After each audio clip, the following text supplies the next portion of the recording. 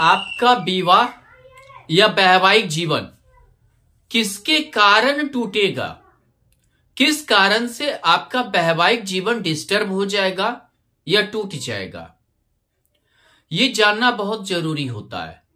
अगर आपका सप्तमेश आपके द्वितीय भाव में स्थित है, यानी आपका सप्तमेश आपके द्वितीय भाव में यानी मार्केश होकर मार्केश में स्थित है, तो आपका विवाह में आपका परिवार ही बाधक बनेगा।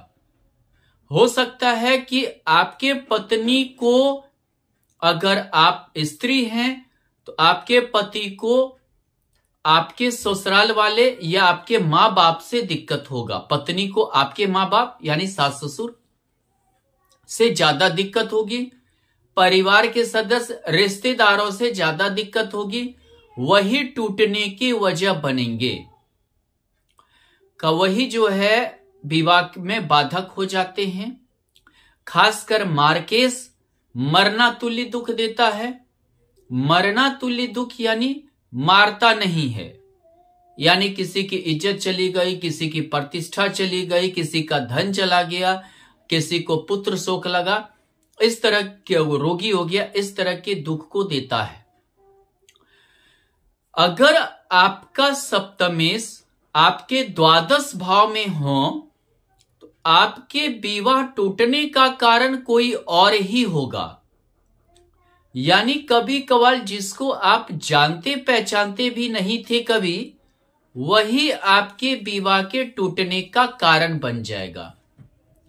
यानी कि जिसको आप नहीं जानते पहचानते हैं, वही आपके वैवाहिक जीवन में अचानक उसकी एंट्री हो जाएगी, जो आपके विवाह के टूटने का कारण बनेगा। अगर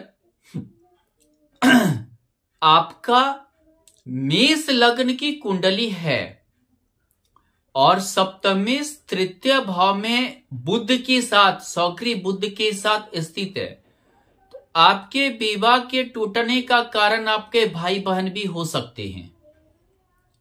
लेकिन ये जान लीजिए, इसके लिए मेष लग्न की कुंडली चाहिए या तुला लग्न की कुंडली चाहिए।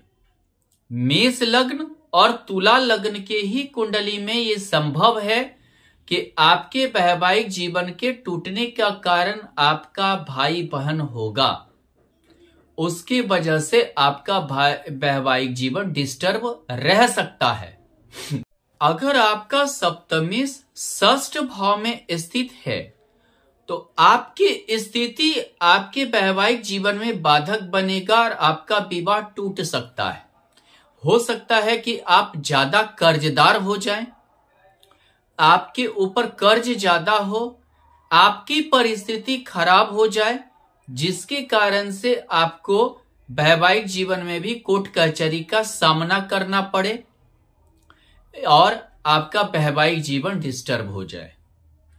अगर आपका सप्तमेश अष्टम भाव में स्थित हो तो निश्चित बात है कि आपके वैवाहिक जीवन में बाधक आपका एक दूसरे पर आरोप प्रत्यारोप कलंक लगाना होगा। आप एक दूसरे पर कलंक लगाएंगे, एक दूसरे को दोषी ठहराएंगे, एक दूसरे को समझिए दोषारोपण करेंगे, किसी और के साथ संबंध वगैरह को जोड़ेंगे।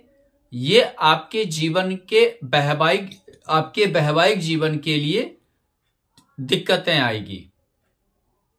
अगर आपका सप्तमेश शनि के साथ सप्तम भाव में है तो आपकी नीरसता आपके वैवाहिक जीवन का कारण बनेगा, या आपका सप्तमेश षष्ठ भाव में भी शनि के साथ है या पंचम भाव में शनि के साथ है, तो भी पंचम भाव में है तो आप अपनी पत्नी से प्यार नहीं जता पाएंगे, जो आपके वैवाहिक जीवन में बाधक बनेगा।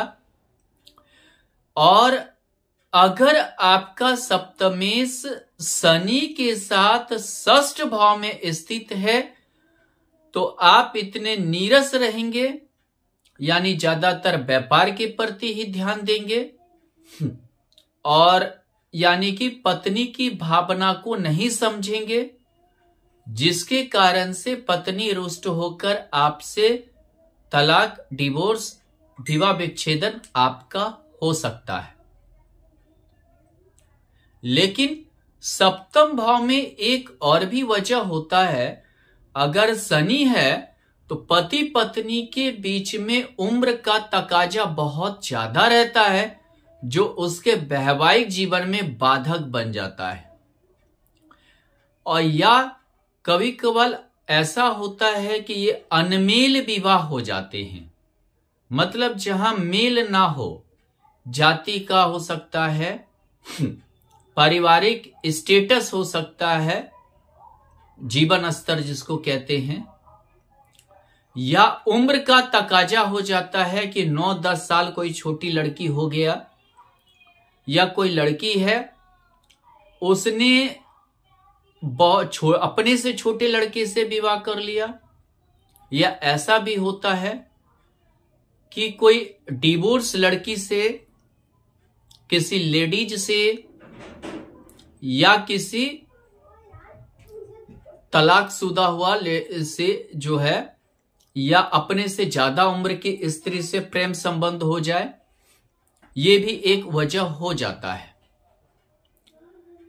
ऐसा अगर मान लीजिए कि राहु सप्तम भाव में हो या सप्तम भाव पर दृष्ट हो, तो पति पत्नी के बीच में विश्वास का कमी बाधक बनता है। उनके बीच विश्वास कम रहते हैं, एक दूसरे पर बिलीव नहीं होता है और एक दूसरे पर शक करते हैं।